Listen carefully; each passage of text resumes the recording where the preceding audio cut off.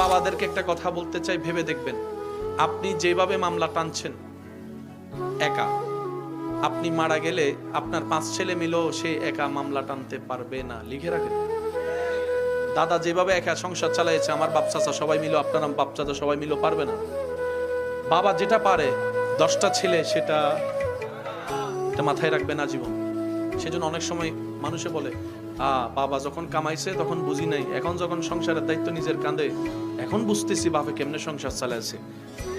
এটা আওয়াজ দেন না রে ভাই, ঠিক কিনা? সেজন্য আপনি এমন কিছু রেখে যায়েন না যেটার কারণে আপনার ছেলে মেয়ে পরবর্তীতে আপনারে গালি দিবে। কি তার রেখা গেছো? সম্পত্তিতে কিছু রাখো নাই, মামলায় না রেখে গেছো। মামলা যদি দিতে হয় আবদার করে বলবো, সবাইকে না, যে 2-1 আমাকে ভালোবাসেন তাদেরকে আবদার করে বলছি, মামলা যদি দিতে হয় বান্দা হিসেবে রবের দরবারে মামলা দেন। বিশ্বাস করেন 10 গুণ বেশি পাবেন। আপনার চাচা জেঠা কাকা মামা কয় ইঞ্চি খাইছে, আপনার রব থেকে আপনি 10 ইঞ্চি পাবেন। আল্লাহ ওয়াদা দিচ্ছেন, মান জাআ বিল হাসানাতে ফালাহু আশরু আমসালিহা।